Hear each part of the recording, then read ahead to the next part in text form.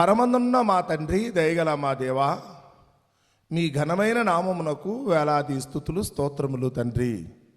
మహోన్నతుడా, ఇంతవరకు మీ నామమందు మాకు అనుగ్రహించిన క్షేమాన్ని, సంతోషాన్ని బట్టి మీకు స్తుతులు స్తోత్రములు తండ్రి.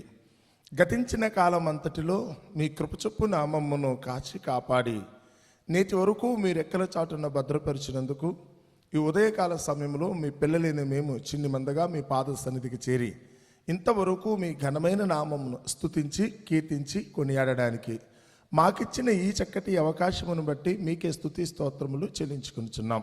అల్పులమైన మమ్మల్ని ప్రేమించి ప్రభువా, మా ఆయుష్కాలంలో పొడిగించిన నేటి దినాన్ని మీ పాద సన్నిధిలో మీ మాట చొప్పున ప్రారంభించడానికి సిద్ధపడుచుండగా కొద్దిసేపు మీ సన్నిధిని మాతో ఉంచండి. మీ సహవాసమును మాకు దయచేయండి. మీ పరిశుద్ధాత్మ సహాయము చేత వినుచున్న మాటలోని భావమును మేమందరము చక్కగా గుర్తిరిగి మీ చిత్తము చొప్పున జీవించగలిగే భాగ్యమును మా అందరికీ ప్రసాదించమని సమస్తములో మహిమ ఘనత మీకే ఆరోపిస్తూ మీ కుమారుడైన క్రీస్తు నామమున ఈ ప్రార్థన మీకు సమర్పిస్తున్నాము తండ్రి.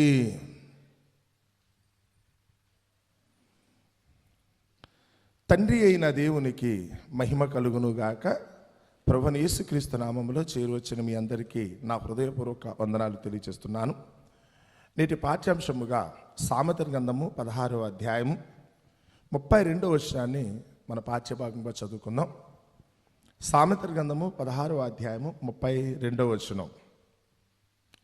పరాక్రమశాలి కంటే దీర్ఘశాంతము గలవాడు శ్రేష్ఠుడు, పట్టణమును పట్టుకుని వాని కంటే తన మనస్సును స్వాధీనపరుచుకున్నవాడు శ్రేష్ఠుడు.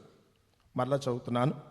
పరాక్రమశాలి కంటే దీర్ఘశాంతము గలవాడు శ్రేష్ఠుడు, పట్టణము పట్టుకుని వాని కంటే తన మనస్సును స్వాధీనపరుచుకున్నవాడు శ్రేష్ఠుడు. దేవుడు తన పరిశుద్ధ వాక్యమును మన వినికిడిలో దీవించి ఆశీర్వదించునుగాక. ఆమేన్. చదవబడిన ఈ మాట సొలొమోను దేవుడు తనకిచ్చిన విశేషమైన జ్ఞానాన్ని బట్టి, అనుభవ సారాన్ని బట్టి ఒకవేళ ఈ మాట చెప్పుంటాడని మాత్రం ప్రతి ఒక్కరు కూడా గుర్తుపెట్టుకోవాలి.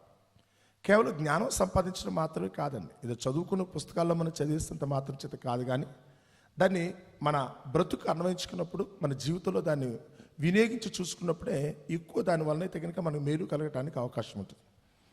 ఈ మాట చెప్తున్నప్పుడు ఆయన ఏమంటాడంటే, పరాక్రమశాలి కంటే, పరాక్రమం కలిగిన వాడంటే, పరాక్రమశాలి అంటే బలవంతుడు అనుకోవాలి, లేకపోతే ఏదైనా కార్యములు ఎంత నేర్పు కలిగిన వాడు. పరాక్రమం అనుకున్నప్పుడు కేవలం బలం ఉంటే సరిపోదు, దానికి తగిన ధైర్యం కూడా ఉండాలి, దానికి కలిగిన నేర్పు ఓర్పు ఉండాలి. అంటే ఏదైనా కానీ నేనైతే కనుక సాధించగలనని ఒక ధీమా కలిగిన వాడు పరాక్రమశాలి అంటే. దేన్నైనా కానీ ఓటమును ఎదుర్కోకుండా దాన్ని అయితే కనుక విజయం సాధించి తిరిగి వచ్చేవాడిని పరాక్రమశాలి అంటారు. సో ఈ పరాక్రమశాలి అంతటి వాడు ఒకళ్ళ కనుక పక్కన పెట్టి నుంచోబెడితే ఇతని కంటే కూడా గొప్పడు ఉన్నాడట. ఎవరు అనుకున్నప్పుడు దీర్ఘశాంతము గలవాడు అంటే ఒకళ్ళు కత్తిపుచ్చుకునో లేకపోతే కనుక తనకున్న జ్ఞానాన్ని బట్టో, చదువును బట్టో, పదవును బట్టో ఏదైనా ఒక కార్యాన్ని సఫలం చేయగలిగిన వ్యక్తి కంటే కూడా దీర్ఘశాంతము కలిగిన వాడు.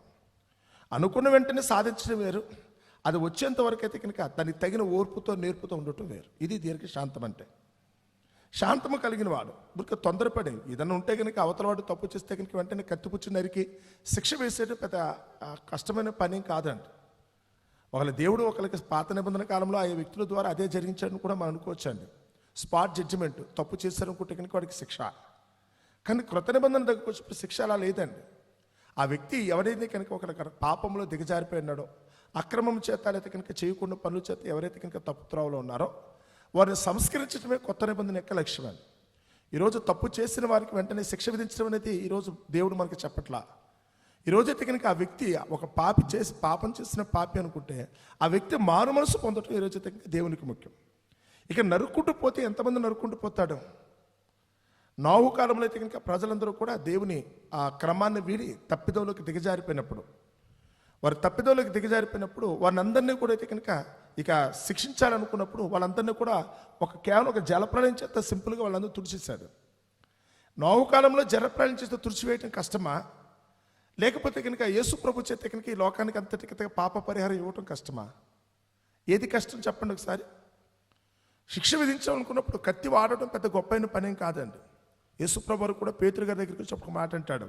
కత్తి ఉందన్న ఉద్దేశంతో పేతురు గారి కత్తి జాడించేస్తారంట. కత్తి చేత పట్టుకున్నవాడు కత్తి చేతనే మరణిస్తాడు. ఆ మాత్రం నాకు తెలీదా? నేను వచ్చింది ఇస్కరియోతుని చంపేయడం కోసమా? అలా అనుకుంటే ఇప్పటివరకు ఇందుకు ఎప్పుడో చంపేద్దును కదా. ఈ సమస్యకు పరిష్కారం ద్రోహం చేస్తామని చంపేయటం అనుకుంటే నాకు ఎప్పుడో తెలుసు ఇస్కరియోతు దొంగోడని. ఒకవేళ కనుక ఈ లోకంతో యుద్ధం చేయటం అనుకుంటే కనుక నేను ఇది ఎంతసేపు ఎందుకు? నా తండ్రిని వేడుకుంటే కనుక నా కొరకైతే కనుక 12 సేనా వ్యూహముల కంటే ఎక్కువ మంది సైన్యం ఇక్కడికి దిగిపోతే దూతలు వచ్చేస్తారు కదా అని. అతను పిలాతు దగ్గర మాట్లాడేటప్పుడు కూడా యేసుప్రభువు వారు అంటున్నాడు, నేను రాజునే, కానీ సత్యమును గురించిన రాజును, సత్యమును గురించి సాక్ష్యం చెప్పడానికి వచ్చిన రాజును, ఈ లోకంలో నువ్వు అనుకున్న రాజును కాదు. ఒకవేళ నా రాజ్యము కనుక ఈ లోక సంబంధమైనది అయితే నా సేవకులు దాని కొరకు పోరాడతారు. కానీ మేము పోరాడం, నా రాజ్యాన్ని స్థాపించాలనుకుంటున్నాను. అది దేవుని చిత్తం. అది ఎదుటివాడికి తగిన రక్షణ కలిగించినట్టుగా, ఎదుటివాడు పాపములు అయితే కనుక వాడికి తెలియచెప్పి వాడి చేత ఒప్పింపచేసి క్షమాపణ పొందేటట్టుగా చేయటమే యేసుప్రభు సువార్త. ఈరోజు శిక్ష విధించడం కోసం యేసుప్రభు రాలా. ఒక వ్యక్తి యొక్క తప్పులు ఎనటానికి మనం కూడా లేవండి. ఎదుటివాడు చేసిన తప్పులను బట్టి వాడికి శిక్ష విధించేంత శక్తి కానీ లేకపోతే అర్హత కానీ మనకి లేదండి. మనకంత డ్యూటీ కూడా ఇవ్వలేదు దేవుడు. ఆ బాధ్యతను మనకి అప్పగించడా. ఒక వ్యక్తిని తీర్పు తీర్చడం కోసం మనకు పెట్టలేదు, కానీ ఈరోజు ఆ వ్యక్తిని సంస్కరించడం కోసం మాత్రం మనం పెట్టాడు. ఆయా వ్యక్తులనే తెగని సంస్కరించడం ఎలా? ఎందుకంటే యెహెజ్కేలు గ్రంథం చదువుతున్నప్పుడు యెహెజ్కేలు గ్రంథం ఒక వ్యక్తి గురించి ఆయన మాట్లాడే మాటలు ఎలా ఉన్నాయో చదువుతున్నాను చూడండి. చనిపోవాలో లేకపోతే చంపారని దేవుడు కోరుకోవట్లేదు, కానీ ఆ పాపం చేసిన వాడు కూడా పాప విముక్తి పొందేటట్టుగా 18వ అధ్యాయము యెహెజ్కేలు గ్రంథం, యెహెజ్కేలు గ్రంథం 18వ అధ్యాయము 20వ వచనం చదువుతున్నాను చూడండి.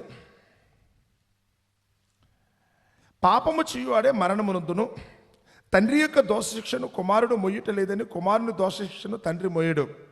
నీతిపరుని నీతి ఆ నీతిపరునికే చెందును, దుష్టుని దుష్టత్వము ఆ దుష్టునికే చెందును.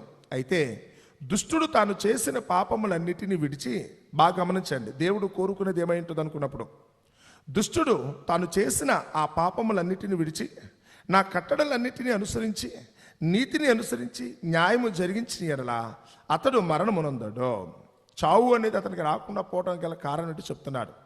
మరణం అయితే దానికి పరిష్కారం కాదు. దేవుడైతే మాత్రం వెరీ పర్టికులర్గా క్లియర్గా ఆ మాట చెప్తున్నాడు. ఒకవేళ లోకంలో పరలోకమందున దేవుడు ఒకరి కనుక రాజ్యపాలన చేస్తున్నాడు అనుకుంటే కనుక ఆయన రాజ్యపాలనలో మనుషులు చావాలని కోరుకోడాను. ఇక చంపుకుంటూ పోతే కనుక ఎంతసేపు? ఆయన జలప్రలయంలో అయితే కనుక అందరినీ చంపేస్తాడు. ఏమైంది? అలాగనే పాపం మానిపోయిందా? పట్టణం సొదొమ గొమొర్రా పట్టణాల దగ్గరికి వచ్చి వాళ్ళు తప్పు చేశారు, వాళ్ళందరినీ సంహరించాడు. ఏమైంది? అలాంటి వాళ్ళు ఇప్పుడు లేకుండా పోయారా? ప్రపంచం అంతా అలా అయితే అయిపోయిందిగా. ఒకరు ఇశ్రాయేలు ప్రజల కొరకు 7 జాతుల ప్రజలను అయితే కనుక చంపి ఆ శ్వాసాన్ని వాళ్ళకి ఇచ్చాడు. అంటే నీతిమంతుల కొరకు అనీతిమంతులు చంపడం అన్నాడు. అసలు ఇప్పుడు నీతిమంతులే కనపడకుండా పోతుంటే ఇక చంపడమే పరిష్కారం అని దేవుడు అనుకోవట్లేదు. ఒక వ్యక్తిని దూషించడమే పరిష్కారం కాదు, ఒక వ్యక్తిని ద్వేషించి దూరం చేసుకోవటం కాదు. ఏదైనా ఒకటే, ఎవరైనా ఒకటే. ఈ రోజు అయితే మనం ఏంటంటే ఏదో ఒక లోకంలో మనుషుల దగ్గరికి వచ్చినప్పుడు కూడా కొంతమందిని కొన్ని రోజులు పోయేటప్పటికల్లా వారి మీద మనకి ఎందుకో ఒకలాంటి చెడు అభిప్రాయం కలుగుతూ ఉంటుంది. వీళ్ళకంటే వాళ్ళు పక్కోళ్ళు మంచోళ్ళేమో, వీరికంటే వేరే వాళ్ళు మంచోళ్ళని ఆ ఆశ కానీ లేకపోతే ఇంకా అదే అభిప్రాయం కానీ కలుగుతుందండి. కానీ ఒకటి మాత్రం గుర్తుపెట్టుకో, మొదట ఉన్నదే తర్వాత వచ్చిన దానికంటే మంచిదన్న సంగతి తెలుసా? 4 రోజులు పోయిన తర్వాత అయ్యో పొరపాటు అయింది కదా, నేనైతే వీళ్ళేదో గొప్పలు అనుకున్నాను, కానీ చివరికి ఆ రోజు వాళ్ళన్న వాళ్ళే బెటరు, వీళ్ళకంటే వాళ్ళే బెటర్ కదా అనుకునే పరిస్థితి వస్తుందని. లోకంలో మనుషులకైతే కనుక ఈరోజు తెలియక తొందరపడైతే కనుక ఆవేశంతో శాంతము లేక వాళ్ళు చేసే తప్పుడు పని ఏంటంటే కనుక శాంతము లేక తొందరపడి మాట్లాడతారు. అందుకని ఇక్కడికి వచ్చేటప్పుడు ఆయన అంటున్నాడు, నా దృష్టిలో ఆలోచిస్తే కనుక దుష్టుడైతే కనుక తన తప్పిదమ్ములైతే కనుక ఒప్పుకోవటం, ఆ మాట అన్నాడు చూడండి, పాపములన్నిటిని విడిచి నా కట్టడలన్నిటినీ అనుసరించి నీతిని అనుసరించి న్యాయము జరిగించిన ఎడల అతడు మరణమునందడు, ఆవశ్యముగా అతడు బ్రతుకుతాడు. దుష్టుడైనా కానీ అటు బ్రతుకుతాడు, చనిపోడు. అతను కనుక ఒకళ్ళ కనుక తన పాపములు కనుక విడిచిపెడితే ఒప్పుకుంటే దేవుని ముందు కనుక క్షమాపణ పొందుకుంటే బ్రతుకుతాడు కదా. అతడు చేసిన అపరాధములో ఒకటి ఈ జ్ఞాపకమునకు రాదు. దేవుడైతే కనుక ఇచ్చిన గొప్ప విషయం చూడండి, అతని పాపములకి అన్నిటికీ జ్ఞాపకం చేసుకుని లెక్కలో కూడా రావట. ఎవరైతే కనుక ఒకవేళ దేవుని సన్నిధికి వచ్చి తాము చేసిన తప్పును నిజంగా యథార్థమైన హృదయంతో ఒప్పుకొని ప్రభువా ఇక నుంచి ఆ పొరపాటు నేను చెయ్యను అని ఎవరైతే అనుకున్నారో ఇక పాపములు కూడా జ్ఞాపకులు కూడా రానుకొని చూస్తాట. అతడు నీతిని బట్టి అతడు బ్రతుకును. దుష్టులు మరణమునందుట చేత నాకు ఏమాత్రమైన సంతోషము కలుగునా, వారు తమ ప్రవర్తన దిద్దుకొని బ్రతుకుటయే నాకు సంతోషము. ఇదే ప్రభువుకు యెహోవాకు. ఎవరైనా దుష్టులు మరణం నొందటం, అందరూ చనిపోవటం నాకు ఆనందం అనుకున్నారేమి? నో, అది నాకు కుదరదు. వాళ్ళ ప్రవర్తన దిద్దుకుని బ్రతకటం ఎవరైనా కానీ. యేసుప్రభు సువార్త ఈరోజు ప్రకటించబడుతుందని కూడా కారణం ఏంటి? దుష్టులు అనుకున్న వాళ్ళు కూడా చివరికి చెప్పిన మాటను బట్టి పశ్చాత్తాపడి నాలో తప్పుందన్న సంగతిని గుర్తెరిగి తమ ప్రవర్తన సరిదిద్దుకుని బ్రతకడం కోసమే దేవుడే దగ్గరికి ఇట్టి ఏర్పాటు యేసుప్రభుని బట్టి చేశాడు. కాబట్టి ఎవరో కూడా ఈరోజు చనిపోవాలని మాత్రం కోరుకోదు. పరాక్రమశాలి అంటే కనుక 101వ కీర్తన చదువుతున్నప్పుడు పరాక్రమశాలి అంటే కనుక ఎలా ఉంటాడు అనుకున్నప్పుడు కీర్తనకారుడు చెప్పాడు. ఏం చేసినట్టు ఈయన ఆ సమయంలో ఆయన కలిగిన అభిప్రాయం ఎలా ఉందనుకున్నప్పుడు 101వ కీర్తన 6వ వచనం చదువుతున్నాను చూడండి. లోకంలో ఈరోజు మనము కూడా ఇలాంటి మాటలు పలికేవాళ్ళు కూడా చాలామంది ఉన్నారు. తమ్మును తాము నీతిమంతులుగా భావించుకుంటూ ఎవరో తప్పులు చేస్తున్నారు, నేనైతే మాత్రం దేవుని దృష్టిలో చాలా హితంగా ఉన్నానని చెప్పడం కోసం. ఒక పరిసేయుడు సుంకారి గురించి మనం చదువుతున్నప్పుడు పరిసేయుడు మాట్లాడాడు చూసాడా, నా అంతటి వాడు వీరుడు శూరుడు లేడన్నట్టు మాట్లాడుతున్నట్టుగా దావీదు గారు కూడా సమయంలో కనుక ఇలాగే అంటున్నాడట. ఏమని? నేనైతే కనుక 4వ వచనం చదువుతున్నాను. మూర్ఖ చిత్తులు నా యొద్ద నుండి తొలగిపోవలను, దౌష్ట్యమును నేను అనుసరింపను, తమ పొరుగు వారిని చాటున దూషించు వారిని నేను సంహరించేదను, అహంకార దృష్టి గలవారిని గర్వించిన హృదయము గలవారిని నేను సహింపను. నా యొద్ద నివసించినట్లు దేశంలో నమ్మకస్తులైన వారిని నేను కనిపెట్టుచున్నాను. నిర్దోష మార్గమందు నడుచువారు నాకు పరిచారకులగుదురు. మోసము చేయువాడు నా ఇంట నివసింపరాదు, అబద్ధములాడువాడు నా కన్నుల ఎదుట నిలువడు. యెహోవా పట్టణములో నుండి పాపము చేయువారిని అందరినీ నిర్మూలము చేయుటకై ఏం చేస్తాడైనా? పట్టణంలో నుండి పాపము చేయువారిని అందరినీ ఏం చేసుకుంటూ వెళ్ళిపోతాడు? పరాక్రమశాలి కదా, అని చేతిలో కత్తుంది అనుకుంటే ఏదైనా చేయగలడు. కావాలనుకుంటే నేను నీతిని స్థాపిస్తాను కదా, అది మాట. నేను నీతి పనులు ఉంచి మిగతా వాళ్ళందరూ చంపుకుంటూ వెళ్ళిపోతాను. నా దగ్గర ఉండే వాళ్ళందరూ కూడా నిక్కచ్చిగా ఉండేవాళ్ళు ఉండాలి, ఎలాంటి పొరపాట్లకు తావులేని వారే ఉండాలి. ఇది అక్కడ చెప్తున్న మాట. ఆయన అంటున్నమాట, నేనైతే కనుక ఏం చేస్తానంటే పాపము చేయువారు అందరినీ నిర్మూలము చేయటకే దేశమందలి భక్తిహీనులను అందరినీ ప్రతి ఉదయం నేనేం చేస్తాను అంటే ఉరేసినప్పుడు చూస్తారా, మన దేశంలో కూడా ఉరిశిక్షలు అమలు చేస్తారనుకోండి. ఎప్పుడు వేస్తారనుకున్నారు వాళ్ళని? ఎవరైతే కనుక పాపం చేస్తారో, తప్పు చేస్తారో, నేరస్తులుగా నిరూపించబడ్డారో వారికి ఉరిశిక్ష వేస్తారని. చేయలేని ఘోరమైన కృత్యాలు చేసిన వాళ్ళు, మర్డర్లు కానీ లేకపోతే కనుక భయంకరమైన సామూహిక హత్యలు కానీ చేసిన వారికి మరణశిక్ష విధిస్తారు. ఆ మరణశిక్ష ఎప్పుడు వేస్తారనుకున్నారు? కరెక్ట్గా ఇదే టైంలో వేస్తారని. తెల్లవారుజామున అంటారు. ఆ తెల్లవారుజామున తెల్లవారదు, అలాగే చీకటి పోదు. ఒక విధంగా చూస్తే రోజుకు సంధికాలం అనుకుంటే కనుక ఆ సమయంలో వేస్తారు. ప్రతి ఉదయమనా అంటే ఉరివేసి చంపేస్తారా, లేకపోతే కనుక కరెంటు కూర్చోబెట్టి చంపేస్తారా, ఏదో ఒకటి. ఈయన కూడా ఇవాళ కొత్తగా కాదండి, శిక్ష విధించి అమలు పరిచేది ఇవాళ కొత్తగా కాదు. ఎప్పటి నుంచి? 3000 సంవత్సరాల క్రితమే దావీదు గారు అయితే కనుక ప్రతి ఉదయం వాళ్ళు వేసేసేవాడండి. వాళ్ళందరూ తీసుకొచ్చి ఎవరైతే కనుక దేవునికి విరోధంగా ఉన్నారో, ఎవరైతే చేయరాని కార్యక్రమాలు చేస్తున్నారో వారందరినీ కూడా తన పరాక్రమం చేత వారిని పట్టుకుని శిక్ష విధించి తీర్పు చెప్పేసేవాడు. వారికైతే కనుక ఇలా జరిగిందని చెప్పేవాడు. కరెక్టే, దావీదైతే కనుక ఇన్ని పెద్ద పెద్ద మాటలన్నీ మాట్లాడుతున్నాడు. ఇన్ని పెద్ద పెద్ద మాటలు ఏంటంట? ఆ మాట అయితే కనుక 3వ వచనం చదువుతున్నప్పుడు ఈయన ఎంత పెద్ద మాట మాట్లాడుతున్నాడంటే, నా కన్నుల ఎదుట నేను ఏ దుష్కార్యమును ఉంచుకొనను, నా కన్నుల ఎదుట ఎవరో తప్పు చేసినప్పుడు కూడా పొరపాటును నేను సహించున్నాను. అప్పుడు ఒకనొక రోజులు వచ్చాడు. అంతకుముందు చాలా చేశారంటే ఈయన ఎవరెవరైతే కనుక తప్పులు చేశారో, ఎవరెవరైతే కనుక పాపములు చేస్తారో వాళ్ళందరినీ కూడా ఇలా చంపుకుంటూ వెళ్ళాడట. అప్పుడు ఒకనొక రోజున నాతాను ప్రవక్త ఆయన దగ్గరికి వచ్చాడు. అప్పుడు వచ్చి ఆ మహానుభావుడు దావీదు గారు చేసిన తప్పునే ఆయన ముందు చూపించి, నువ్వు ఏదైతే కనుక నిర్ణయం తీసుకుంటున్నావో, ఏ వాగ్దానాలు చేస్తున్నావో ఆ తప్పు ఇప్పుడు నువ్వు చేస్తే నీకేం శిక్ష అని అడిగాడట. ఎవడో తప్పు వేస్తే కనుక చేస్తే కనుక నువ్వు వెంటనే నీ పరాక్రమాన్ని బట్టి వాళ్ళకి శిక్ష విధిస్తున్నావు కదా నాన్న, మంచిది, సంతోషం కాదనట్లా. మరి అదే తప్పు నువ్వు చేస్తే, ఏంటి దీనికి పరిష్కారం ఏంటి నాన్న అని అడిగాడు. ఏం చెప్తారు? ఏంటి అదే తప్పు నువ్వు చేస్తే కనుక ఏంటి? ఒకసారిగా దావీదు గారు షాక్ తిన్నారండి. కారణం ఏంటి తెలుసా? పరాక్రమం ఉంది కదా అని చెప్పి ఎదుటివాడికి నీతులు నేను చెప్పడం కాదు. ఎదుటివాడు తప్పులు చేస్తుంటే కనుక వెంటనే కలిగించుకునే కనుక వాడికి శిక్ష వేసేయటం కాదు. తప్పు జరిగిందనగానే వెంటనే కాదు. మరి నీ సంగతి ఏంటి? నువ్వు చేసిన తప్పులకు శిక్ష వేయాలంటే నువ్వు ఉండవుగా. నువ్వు చేసిన తప్పులకు శిక్ష విధించాలనుకుంటే నువ్వెక్కడ ఉంటావు? అందుకనే సొలొమోను వీటన్నిటిని ఆలోచించాడు. ఏమో వాళ్ళ నాన్న కూడా దృష్టిలో పెట్టుకున్నాడేమో, వాళ్ళ నాన్నకి ఏదైనా అనుభవాన్ని కూడా దృష్టిలో పెట్టుకున్నాడేమో. అందుచేతనే ఆయనైతే మాత్రం ఈ పాఠ్యభాగంలో అయితే కనుక ఆ మాటను మనకైతే కనుక చక్కగా చెప్పాడండి. ఏమనట? 32వ వచనం 16వ అధ్యాయము సామెతల గ్రంథం. పరాక్రమశాలి కంటే దీర్ఘశాంతము గలవాడు శ్రేష్ఠుడు, పట్టణము పట్టుకుని వానికంటే తన మనస్సును స్వాధీనపరుచుకునేవాడు శ్రేష్ఠుడు. నీ మనస్సు ముందు స్థిరంగా ఉందా? దావీదుకి తన మనస్సు మీద తనకు పట్టలేదు. గమనించాలి. చేతిలో కత్తుంది, యుద్ధానికి వెళ్తే 10,000 మందిని రోజుకు చంపగలడు. కానీ తన మనస్సు మీద తనకు పట్టుందా? ఒక ఆడపిల్ల కోసం కక్కుర్తుపడితే కనుక చేయకుండా పనిచేశాడు. తన దగ్గర తప్పులేదా? ఆమె కొరకైతే కనుక ఆమె భర్తనైతే కనుక ఊరియానైతే కనుక చంపించేశాడు. దావీదు దగ్గర తప్పు లేదా? మరి దావీదు దగ్గర తప్పు పెట్టుకుని ఎదుటివాడు తప్పులు పట్టడం కోసం పెద్ద పెద్ద వాగ్దానాలు చేయడం ఎంతవరకు సమంజసమది? దేవుడైతే కనుక అదే చెప్తున్నాడు, చూసుకో, నీ గొప్పదానివే, నువ్వు గొప్పదానివి సుమా, నువ్వు గొప్పడు కూడా, నువ్వు నీతిమంతుడివి, యథార్థవంతుడివి, ప్రార్థనాపరుడివి, భక్తిపరుడివి, నీ ఎంత గొప్పడు ప్రపంచంలో ఎవరు లేరు. కాదని ఎవరన్నారు? కానీ ఎంత గొప్పడు అయినప్పుడు కూడా నీలో కూడా చీకటి కొనముందో తెలుసా? నువ్వు కూడా తెలియకుండా చాలా పొరపాట్లు చేస్తా తెలుసా? అదేం చిత్రమో తెలీదు. మనిషికి ఎప్పుడు కూడా తన పొరపాట్లు బయటికి కనపడవాడు, తాను మాత్రం ఎప్పుడు శుద్ధుని అనుకుంటాడు. ఎంతసేపు కూడా పక్కోళ్ళనే తప్పులు కనపడతాయి. మనిషికి ఎప్పుడు కూడా పక్కవాళ్ళని పొరపాట్లు కనపడితే తప్ప తనలో కనపడదు. మరి అదేం చిత్రమో తెలియదు. ఎవరికి వాళ్ళు నీతిమంతులుగా, ఎవరికి వాళ్ళు పరిశుద్ధులుగా మనం మాట్లాడతామండి. అందుకనే యోహాను గారు చాలా క్లియర్గా చెప్తున్నాడు, మనలో పాపం లేదని చెప్పుకొని ఎడల మనం ఆ దేవుణ్ణి అబద్ధికునిగా చేసిన వారు అవుతాం. తెలుసా, నేను శుద్ధుని చెప్పడానికి ఎవరన్నారు? ఏ భేదం లేదు కూడా, అందరూ కూడా పాపం చేసినవారు. పాపం చేసినవాడు మరొకను పాపి అనటానికి హక్కు ఎక్కడుంది? నువ్వు పాపంలోనే మరొకను పాపి అని చెప్పడానికి, ఆడు మంచోడు కాదని చెప్పడానికి నీకే హక్కు ఉంది? ఏదో దేవుడిని ఏదో నువ్వు కొనేసుకున్నట్టు, మీ ఇంటి చుట్టం ఉన్నట్టుగా దేవుడు నా పక్షాన్ని ఉన్నాడు, నీ పక్షాన్ని లేడని చెప్పడానికి నీకే హక్కు ఉంది? ఎవరిచ్చారు నీకు అధికారం? ఎవరిచ్చారు? ఆయన అయితే కనుక ఏసుకెళ్ళి గ్రంథంలో చెప్తారన్నమాట, దుష్టుడు కనుక ఒకళ్ళ కనుక తన పాపక్రియలను విడిచిపెడితే వెంటనే అతనికి శిక్ష లేదు కదా. ఇక అలాంటి వాటి జ్ఞాపకం కూడా చేసుకోను, ఆ పాపం మనకి మర్చిపోతాను, ఇంకా అయిపోయింది, అసలు వాటి సంగతి పోయింది కదా అన్నాడు.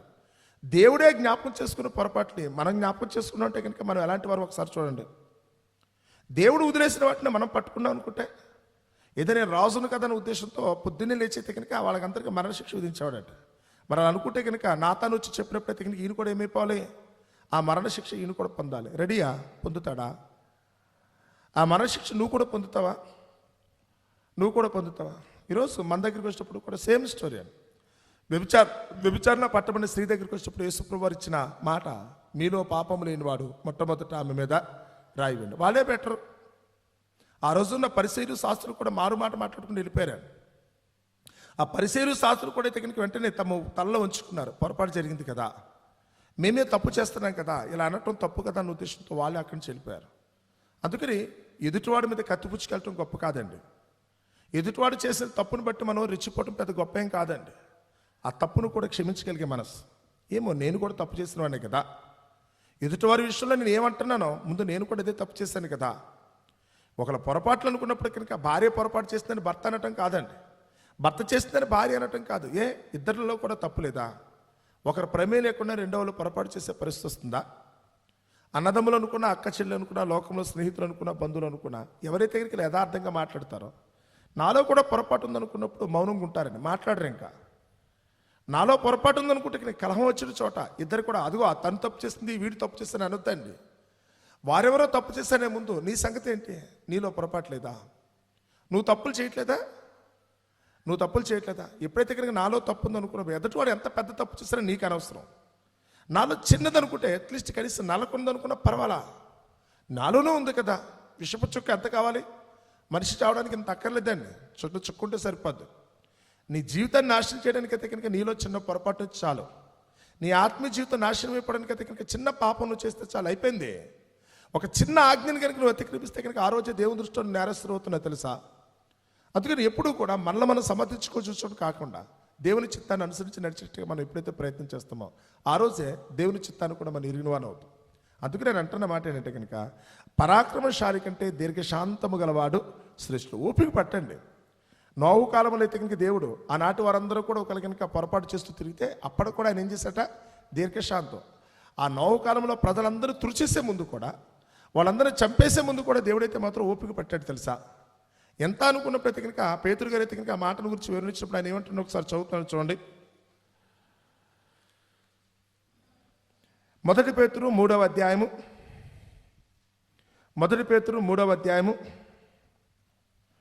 18 వచనం చదువుతున్నాను. మనం అలాగున్న దేవుని చిత్తం అలాగున్న ఎడల కీడు చేసి శ్రమపడుట కంటే మేలు చేసి శ్రమపడుట ఏం బహుమంచిది. ఎలాగనగా మనలను దేవుని యొద్దకు తెచ్చుటకును అనీతిమంతుల కొరకు నీతిమంతుడైన క్రీస్తు శరీర విషయంలో చంపబడి ఆత్మ విషయంలో బ్రతికింపబడి పాపముల విషయంలో ఒక్కసారి శ్రమపడాను. దేవుని దీర్ఘశాంతము ఇంకా కనిపెట్టుచుండినప్పుడు పూర్వము నోవహు దినములో ఓడ సిద్ధపరచబడుచుండగా అవిధేయులైన వారి యుద్ధకు అనగా చెరలో ఉన్న ఆత్మల యుద్ధకు ఆయన ఆత్మరూపుగానే వెళ్ళి వారికి ప్రకటించాను. ఇది జలప్రలయం వచ్చే ముందు, నోవహు కాలంలో జలప్రలయం వచ్చే ముందు కూడా ఓడ సిద్ధపరచబడుచుండగా సుమారు 100 సంవత్సరాలు పెట్టిందండి. ఆ ఓడ ప్రిపేర్ అవడానికి 100 సంవత్సరాలు పట్టింది. ఈ బిట్వీన్ పీరియడ్లో అయితే కనుక దేవుడు ఏం చేశారట, కేవలం నోవహుకు మాత్రమేనా, నోవహు ఒక్కడ ఓడ కట్టుకోవాలా, మిగిలిన వారు కూడా కట్టుకుంటే కనుక వాళ్ళు కూడా రక్షించబడతారేమో కదా. ఒకవేళ దేవుని మాటను కనుక వింటే, నోవహు చేసే పనిని కనుక వాళ్ళు కూడా నమ్మితే, ఎందుకయ్యా ఇది కడుతున్నామంటే కనుక నోవహు చెప్పుంటాడు, దేవుని యొక్క చిత్తాన్ని బట్టి పని చేసుకుని చెప్పుంటాడు. కానీ వాళ్ళు కూడా ఒకవేళ కనుక ఏమో నోవహు చెప్తారని కూడా నిజమే అనుకుంటా, జలప్రలయం రాబోతుందన్న సంగతిని వాళ్ళు కూడా గుర్తుపెట్టుకుంటే వాళ్ళు కూడా ఏం చేసేవాళ్ళు, తమ కొరకు అయితే వాళ్ళు కూడా ఒక ఓడను సిద్ధపరచుకునేవాడేమో. కానీ 100 సంవత్సరాల పాటు ఓడ కట్టుకోవడం వాళ్ళు చూసి కూడా, నోవహు చేస్తున్న పనిని వాళ్ళు చూసి కూడా, వారెవ్వరూ కూడా మాత్రం ఏమాత్రం కూడా వెరవలా, లెక్క చేయలేదు. నోవహునైతే కనుక ఒక విర్రోడుగా పిచ్చోడుగా చూశారు. నోవహునైతే కనుక ఒక విర్రోడుగా పిచ్చోడుగా చూశారు. నోవహు మాటను లక్ష్యం చేయలేదు. అందుచేతనే వారందరూ కూడా అయితే కనుక జలప్రలయంలో చచ్చిపోయారు. కానీ దేవుడైతే మాత్రం 100 సంవత్సరాలు ఊపి పట్టాను కదా అన్నాడు. ఆ ఓడ పూర్తయ్యేంత వరకు కూడా, అందులోకి అయితే నోవహు అయితే మిగిలిన జీవరాశులను వెళ్ళేంత వరకు కూడా ఆయన ఊపి పడుతూనే ఉన్నాడు. ఎవరన్నా తెలుసుకుంటారేమో చూద్దాం కదా అని. ఎందుకంటే దేవుని దీర్ఘశాంతం అంతగా ఉంటుందండి. ఆల్రెడీ తీర్పు చెప్పేసరే ఆయన తీసుకోవాల్సిన నిర్ణయం తీసేసుకున్నాడు. అయినప్పుడు కూడా ఏదో ఒకడు దేవుని చేత తోలువేయబడిన వాడు తనకు దూరస్తుడు కాక ఇండుటకు దేవుడు ఏం చేస్తుంటాడట, వారికైతే కనుక సాధనములు కల్పించున్నాడు కదా అని. వింటారేమో, తప్పు తెలుసుకుంటారేమో, ఒకవేళ తద్వారా వారు మారు మనసు పొందుతారేమో, దేవుని యొక్క కృపను వాళ్ళు పొందుకునే కనుక కలిగే మరణం నుంచి వారు తప్పించుకుంటారన్న ఉద్దేశంతో దేవుడు వారి కొరకైతే ప్రయత్నం చేశాడు. కూర్చున్న మన కొరకు కూడా అంతే. నేను వీరుణ్ణి కదా అన్న ఉద్దేశంతో మీరు ఎవరైనా తప్పు చేస్తే నాకున్న బలిమిని బట్టి మిమ్మల్ని కొట్టేయడం పెద్ద గొప్ప కాదండి. నాకేదో ధనం ఉంది కదని చెప్పి మీ మీద అహంకారం చూపించడం పెద్ద గొప్ప ఏం కాదండి. నాకు ఉద్యోగం ఉందో పదం ఉందో అన్న ఉద్దేశంతో కనుక మిమ్మల్ని చిన్న చూపు చూడటం పెద్ద గొప్ప ఏం కాదండి. ఉన్నది కదా అనే ఉద్దేశంతో కాదు. కానీ అన్నీ ఉండి కూడా ఒకవేళ మీరు చెయ్యరాని కార్యక్రమాలు చేస్తున్నప్పుడు కూడా, మీరు నాకు విరోధంగా, దేవునికేమో తర్వాత సంగతి, అట్లీస్ట్ వ్యక్తిగతంగా నాకు విరోధంగా మీరు చేస్తున్నప్పుడు కూడా, అన్నీ ఉండి కొట్టగలిగే శక్తిని కూడా, మిమ్మల్ని చంపగలిగే శక్తితో కీడు చేయగలిగే శక్తిని కూడా మౌనంగా కూర్చుండిపోతారు చూసారా, మౌనంగా ఉండిపోతారు చూసారా, వారు దేవుని దృష్టిలో గొప్పోడు అవుతాడు. వారు దేవుని దృష్టిలో గొప్పోడు అవుతాడు. షిమి వచ్చి దావీదునైతే కనుక తిడుతున్నప్పుడు దావీదు పరివారం అంతా కూడా కోపం వచ్చేస్తుంది వాళ్ళకి. షిమిని చంపడం పెద్ద క్షణాల్లో పని అండి. షిమిని దావీదు పరివారం చంపాడు క్షణాల్లో పని అండి. అయినప్పుడు కూడా తనకున్న శూరత్వాన్ని బట్టో పరివారాన్ని బట్టో దావీదు ఎక్కడా కూడా కంగారు పడలా. ఆ షిమిని చంపాలని వాళ్ళు ప్రయత్నించేప్పుడు కనుక ఆగండి, వాడిని ఏం చేయకండి, వాడిని వదిలేయండి. చంపగలిగే శక్తులు కూడా, ఉక్రోషం వచ్చింది ఆ టైంలో, అందరూ కోపంతో ఉన్నారు. పైగా వారు ఏదో దెబ్బతిన్న పులిలో ఉన్నారు. అసలు వాళ్ళు రెచ్చగొడుతుంటే కనుక చాలా కోపం వచ్చేస్తుందండి. అయినప్పుడు కూడా షిమి చావకుండా మిగిలిపడి అనుకుంటే దావీదుకున్న దీర్ఘశాంతం ఈరోజు మనకుందా? ఈరోజు ఆ దీర్ఘశాంతం మనకుందా? మన ఎడలో ఎవరైనా అపరాధం చేస్తారు అనుకున్నప్పుడు, మన గురించి కీడు కలిగించే మాటలు పలుకుతున్నారు అనుకున్నప్పుడు, మన నీచంగా చూస్తూ దూషిస్తూ ద్వేషిస్తూ బ్రతుకుతున్నారు అనుకున్నప్పుడు కూడా, అప్పటికి కూడా వారి క్షేమాన్ని గురించి ప్రార్థన చేయగలిగే శక్తి మనకుందా? అందుకని అంటున్నాడు, మిమ్మల్ని దూషించే వారి పక్షంలో మీరు ఎలా ఉండాలనుకున్నప్పుడు యేసుప్రభువు వారు చెప్తున్నారు, మీ శత్రువులు మిమ్మల్ని దూషిస్తారు, కానీ ఆ శత్రువుని ప్రేమించి మీరే చేయాలి. వారికైతే కనుక భోజనం పెట్టండి, వారి కొరకైతే కనుక దేవుని దగ్గర ప్రార్థన చేయండి. ఇది దీర్ఘశాంతం అంటే. ఇదే దీర్ఘశాంతం అంటే. వాడు కోపం వస్తుంది, వాళ్ళు చేసే పని బట్టి వాళ్ళ చావు కోరుకోవాలి. మనం చేతనైతే కనుక వారి నాశనాన్ని మనమే కోరుకోవాలి. కానీ ఎవరైతే కనుక దేవుని యందు భయభక్తులు కలుగున్నారో వారు చేసే పని అయితే కనుక అంత చక్కగా ఉంటుంది. కాబట్టి మాట చదివేటప్పుడు అందులో ఉన్న భావాన్ని గుర్తిరిగి, ఏదో నాకేదో బలం ఉంది కదా, నాకేదో తెలివి ఉంది కదా, నాకేదో ధనం ఉంది కదా, లోకంలో నాకు పలుకుబడి ఉంది కదా అనే ఉద్దేశంతో వాటిని బట్టి ఒక దీనుని పక్షాన మనమైతే కనుక అక్రమము అన్యాయం చేసేవారు కాకుండా, వాడు తప్పు చేసిన వాడు దుష్టుడే కాదనట్లా, వాడు పాపం కూడా చేశాడు. దేవుడే ఆ పాపానికి జ్ఞాపకం చేసుకుని అనుకున్నప్పుడు మధ్యలో మీ గొడవ ఏంటి? కాబట్టి ఆ దేవుని మనస్సే కనుక మనకు ఉన్నట్టయితే కనుక ఆ దీర్ఘశాంతంతో మనమైతే బ్రతుకుతూ ఆ దేవత దేవుని కృపకు తగినట్టుగా ఆయన సన్నిధిలో మనందరూ కూడా ఇష్టలుగా ఉండటానికి ప్రయత్నిద్దాం. అట్టి కృప దేవుడు మనందరికీ దయచేయునుగాక. ఆమేన్. ప్రార్థన చేసుకుందాం అండి. పరమందున్న మా తండ్రి, దయగల మా దేవా, మీ ఘనమైన నామమునకు వేలాది స్తుతులు స్తోత్రములు తండ్రి. మమ్మల్ని ప్రేమించారు ప్రభువా, ఇంతవరకు మీ కృపను బట్టి మమ్మల్ని ఆదరించినందుకు మీకే స్తుతి స్తోత్రములు చెల్లించుకుంటున్నాం. అల్పులమైన మమ్మల్ని ప్రేమించారు ప్రభువా, మీ కృప చొప్పున ఈ ఉదయకాల సమయంలో మీ సన్నిధిని బట్టి సంతోషించినట్లుగా మీ సన్నిధికి చేరి మీ ఘనమైన నామమును స్తుతించడానికి కీర్తించడానికి మీరు సెలవిచ్చిన వాక్కును బట్టి ప్రభువా, నేటి దినాన్ని మేము ఏ విధంగా జీవించాలో తండ్రి మాకు అనుగ్రహించిన మీ మాటను బట్టి మీకే స్తుతి స్తోత్రములు చెల్లించుకుంటున్నాం. పరాక్రమం కంటే దీర్ఘశాంతము గొప్పదని ప్రభా మరొకసారి మేము తెలుసుకున్నాం. అవును తండ్రి, లోకంలో ప్రభా మాకేదో కలిగిందని వాటిని బట్టి ప్రభా తండ్రి మాకు తెలిసినట్టుగా లోకపరంగా ప్రభా మేము ప్రతీకారం తీర్చుకోవటం కంటే కూడా తప్పు చేసిన వారు కూడా ప్రభా వారు కూడా మారు మనసు పొందాలని, వారు కూడా ప్రభా మీ సన్నిధిలో ప్రభా నిర్దోషులుగా మారాలని ఎవరైతే కోరుకుంటారో వారు గొప్పోడు తండ్రి. ఏ పాపి నశించిపోవటం మీకు ఇష్టం లేదన్న ఉద్దేశంతోనే నిర్దోషిని మీ కుమారుని కూడా ప్రభా సిరులో బలియాగంగా మా కొరకు సమర్పించారు. ఒకవేళ పాపం చేసిన వాడి శిక్షే పొందాలనుకుంటే నేటి వరకు మేమందరం బ్రతకడానికి అసలు అవకాశం లేదు తండ్రి. ఈరోజు మేమందరం ఉన్నాం అనుకుంటే అది కేవలం మీ ఘనమైన కృప ప్రభా. నీ చిత్తమే తటి కృపను అర్థం చేసుకున్న వాళ్ళముగా ఈరోజు లోకంలో మేము ఉన్నంత కాలం తండ్రి మీ చిత్తాన్ని గుర్తించి గ్రహించి తండ్రి మాకు కలిగిన కోపతాపాలను బట్టో రోష పౌరుషాలను బట్టో తోటివారి ఎడల ప్రభా మేము పగా ప్రతీకారం తీర్చుకున్న వారంగా కాకుండా వారు కూడా మారు మనసు పొంది మీ చిత్తమెరిగి జీవించాలన్న ఆశతో తండ్రి మీ కుమారుని యేసు మాటను ప్రభా లోకమందు ప్రభా సాత్వికంగా ప్రకటించగలిగే భాగ్యాన్ని మా అందరికీ ప్రసాదించుకొని వేడుకొంచున్నాం. ఈ చక్కటి సమయాన్ని, సంతోషకరమైన జీవితాన్ని, ఈ దినాన్ని మాకు అనుగ్రహించారు. దీనివల్ల మీ కృప చొప్పున నడిపించండి. మేము నెరవేర్చవలసిన ప్రతి కార్యక్రమంలో కావాల్సిన తోడ్పాటును అనుగ్రహించండి. రాత్రికి వల్ల మేమందరం మీ పాద సన్నిధికి చేరి మీరు చేసిన మేలును బట్టి మీ కృతజ్ఞతలు చెల్లించే భాగ్యాన్ని దయచేయమని, అంతవరకు మీ కృపలో మమ్మల్ని అందరినీ భద్రపరచమని మీ కుమారుడైన క్రీస్తు నామమున ప్రార్థన మీకు సమర్పిస్తున్నాము తండ్రి. మంచిది.